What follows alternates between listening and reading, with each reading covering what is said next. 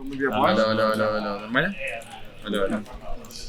Для меня, как для капитана, новых вызовов с приходом Флита не было. В целом просто это новый турнир и вызов такой, чтобы ты занял максимальное место на нем, а то и выиграл.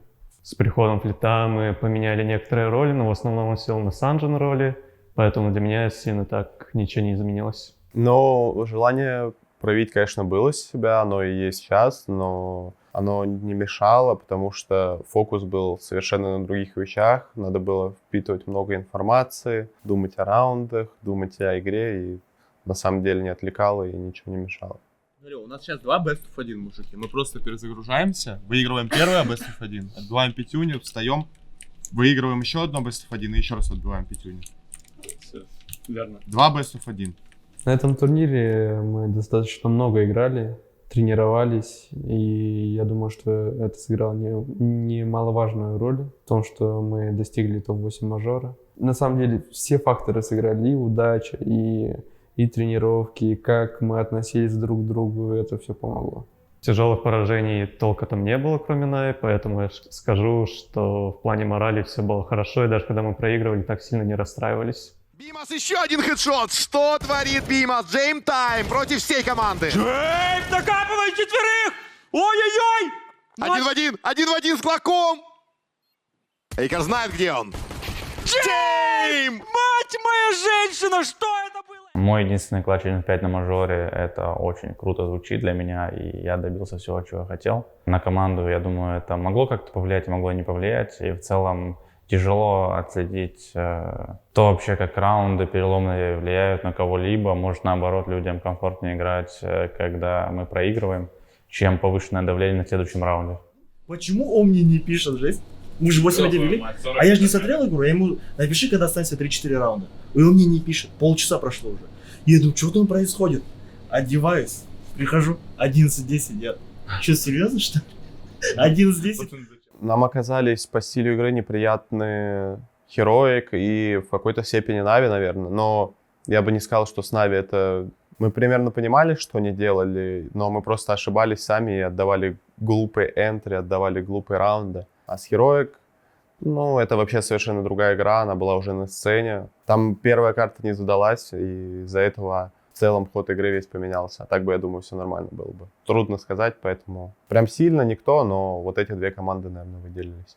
После поражения Heroic у меня не было какого-то прям морального душения и какого-то сильного расстройства, потому что это тоже своего рода один турнир. Жизнь продолжается, и тем более мы сделали все, что могли. Мы много тренировались, новый игрок пришел к нам, все, что могло быть, все произошло, и нету какого-то, не было, точнее, какого-то расстройства. Подготовки к игре против Heroic, я думаю, я бы ничего не менял, потому что были... В целом, оглядываясь в прошлое, да, можно было что-то изменить, подготовиться, но там был выбор между сном либо подготовкой, и ты никогда не сможешь предугадать, что повлияет на твою игру больше. Я обзор снимаю и говорю, карта Ancient, статистика, 0 побед, 3 поражения. И Марк говорит, серьезно, что ли? Я говорю, да, ни разу не выиграл. А я написал в телеге, типа, ну мы п***ли все эншенты, но может это был байт на самую важную игру, не знаю. По ходу турнира мы Ancient очень сильно готовили, потому что это была одна из карт, которых вообще была, наверное, на нуле у нас по пониманию, по перетяжкам и всего остального, и при том, что пришел новый игрок. И против всех мы старались достаточно много играть Ancient, потому что, ну, как я сказал, она была на нуле.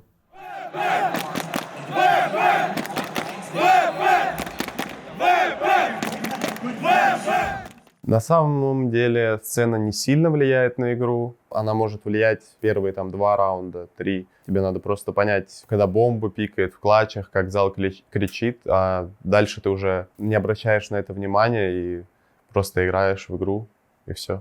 Разговаривать очень не мог, меня трясло прям нереально. Сейчас потихоньку чуть отпускает, а тебе как...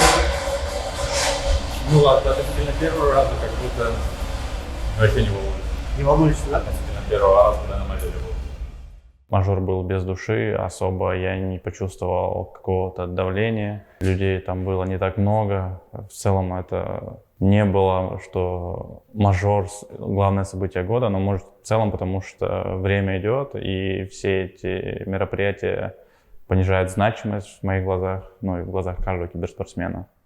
Опача, а вот и приехали. Давик включился вместе с Дезом. Бустер последний. Подожди, этого парня не так просто взять. 40 секунд до Но конца, он 1 против 2. Не считается ближняя позиция. Открывается первый. Опасная ситуация. Бустер. Ой-ой-ой. Железно забирает Дэдса. Для клатча самое важное — это спокойствие в игре, в своих действиях, в своей уверенности. Чтобы была четкая уверенность того, что ты не хуже никого-то, и ты чувствуешь эту игру. Я думаю, так. Не хавал эту селедку? Ну, я хавал, ну, не хавал, нюхал. Нюхал. А, селедку, я думал, ты просил Серега.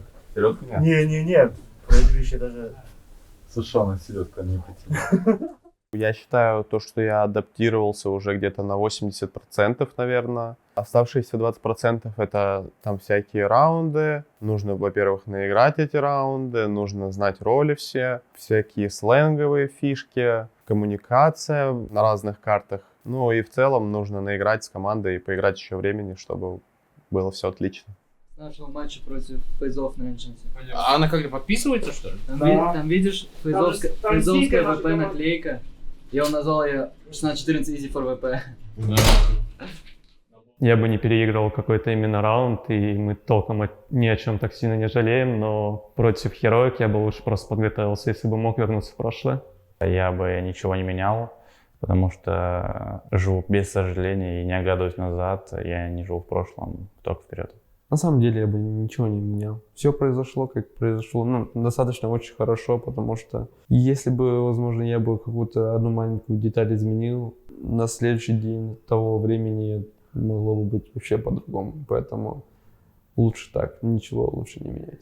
Ну, там были какие-то раунды, но я бы не сказал так, что прям переиграл, потому что случилось как случилось, и на этих ошибках мы учимся. Сейчас команда находится в процессе роста, и эти ошибки, которые мы допустили, мы, так сказать, изучим, исправим, и на следующих турнирах постараемся их не совершать.